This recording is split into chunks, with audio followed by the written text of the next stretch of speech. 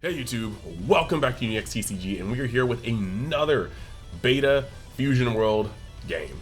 This time I'm going to be piloting Blue Vegeta, and I believe I'm versus starter deck 1 Goku. So I hope you guys enjoy this one. Let's see if we can set a light goal like this for like the other ones for 100. People have been liking these videos, and I have a playlist of this gameplay that you can see in the description. Last but not least, if you want to help support the brand as a whole, go over to my Dragon Ball channel and check out my new Dokkan Battle summons for Legendary Rare Gogeta Blue and Full Power Super Saiyan Broly. Trying to get that video to trend so that channel can pop off and be monetized, and yeah, a little free thing that helps out the channel a lot. That being said, let's hop into the gameplay, and I hope you guys enjoy. Alright, so we are here with Vegeta versus Goku. As most of you guys know, Vegeta is a very aggressive deck, and you're just supposed to revolve around keeping a low-ish hand, but in exchange for that, you're going to be able to put out some decent aggro. This hand doesn't really have any startup things, but it is kind of weird. Like, I'm seeing, I need some Gotens, some Trunkses, and we definitely have the Gotens here, so that's good. A super combo. Final Flash is one of the best removals in the game, especially good in the later turns. That last hand had a lot of good stuff, and just not enough great stuff for starting out. And with Vegeta, you definitely want to awaken sooner than later so that you can really start pressuring your opponent with these almost unblockable or uncombable out of swings. So he starts off by playing his Roshi and drawing. I mean, I'm gonna pretty much do the same thing. We're gonna charge Vanilla. We're gonna get a swing to make sure we don't see anything too good, and then we're gonna play our Trunk. It's in our both interest to awaken fairly soon. It's not like we're crit leaders or, you know, want to stall out the game like Green. So yeah, both of us wanting to awaken is pretty standard.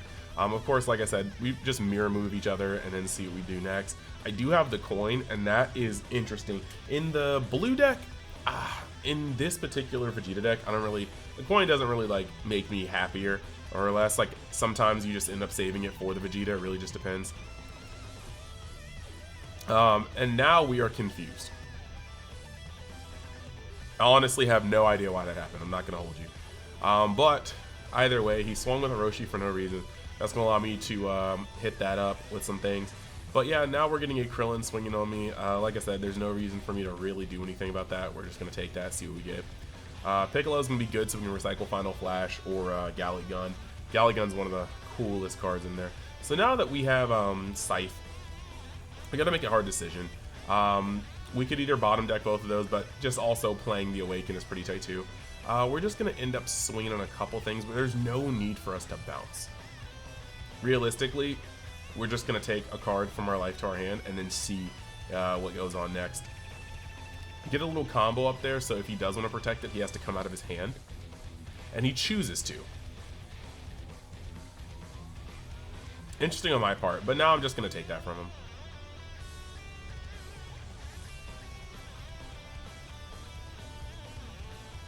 Yeah, if he were to, it was the huge misplay to swing with Roshi. I'm not sure how that happened.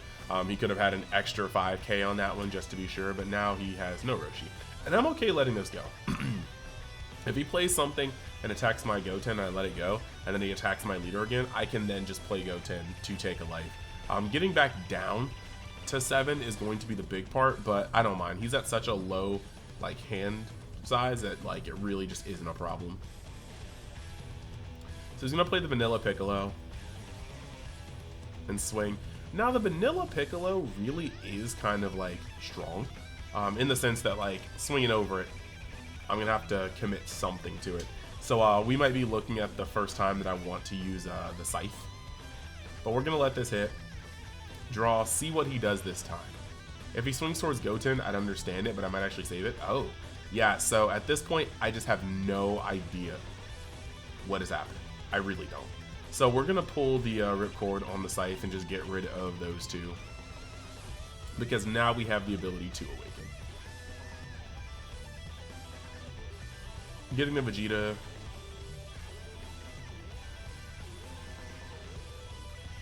Getting the Final Hope Sword is really good.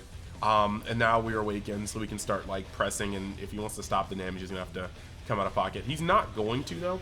And we have a much larger hand than we need to in Vegeta, but it's really just going to level out soon enough. We're going to be able to do some funny plays.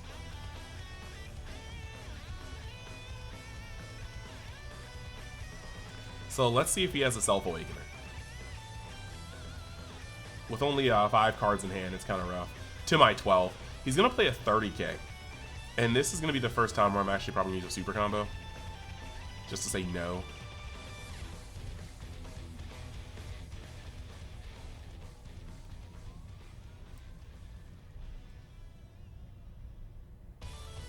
Now we have some funny business. We're going to see how he ends up going off, but we do have some funny business in terms of what we're going to play. We're going to charge that. We have a lot of them in hand. But this is the best time to do this. These are some of the shenanigans that are so fun with this deck. So we're actually just going to punch him right there.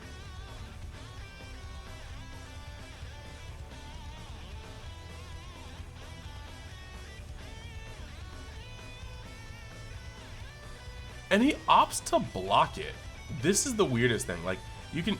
Oh, and I guess he misreads the calculation of power. Sometimes it's just really, really rough to see what's going on here.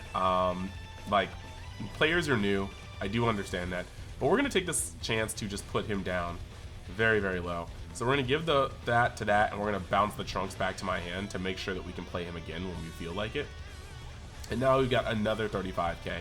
Dropping down to 3.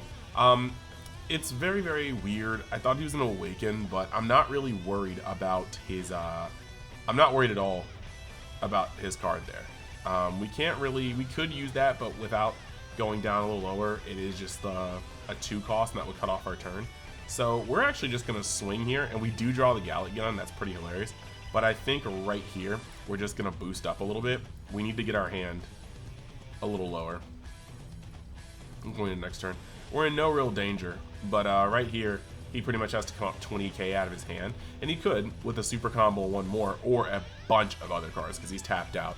So realistically, I don't see why he would drain his hand for this. But we also had just so many cards in hand that I just wanted to come down a little bit. Also note that we are going to be able to play that Trunks and use Final Sword again if we choose to.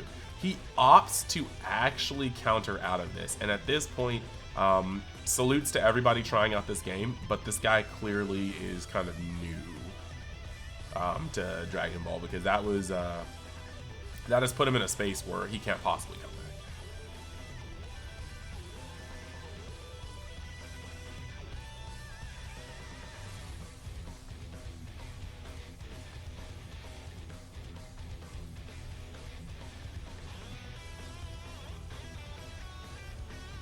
So now he's going to actually swing on me again.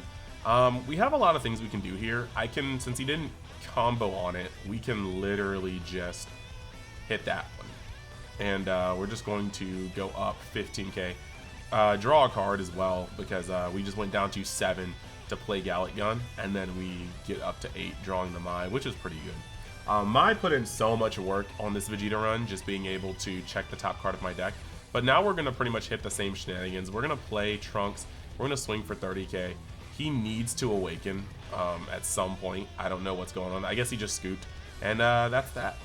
So let's go into the closing. So yeah, that was very, very strange. Like I said, you're going to see a lot of games. I have a lot of games recorded up to be able to put up here. But a lot of people are learning. I don't want to take that away from anybody. Some people are trying this for the first game or first time.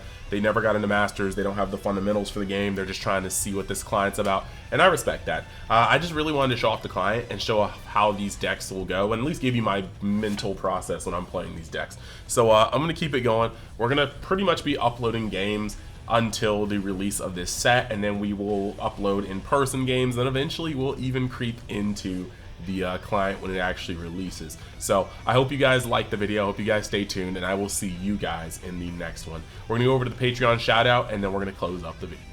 All right, we are back at that magical time, starting to actually solidify my plans for this Patreon for this season. We're gonna start getting into our OP06 deep dive articles as well as some Fusion World ones as well. So stay tuned. We're going to be putting out a lot of stuff here. But really, this is just going to be where everything goes, where I can't put it up on the channel because it's a little too long, a little too in-depth. But with that being said, thank you guys. Thank you guys for supporting the channel, the brand, and going an extra mile to help me. And yeah, with that being said, we're about to head into the realm of Xers, the people to give the extra mile, and I want to let them know thank you. The Briars, the Brysars, and the Big Daddy Flapjacks, thank you guys for holding it down in the highest tier, and I will continue putting out new content. So I will see you all later in the next video and or article. Peace.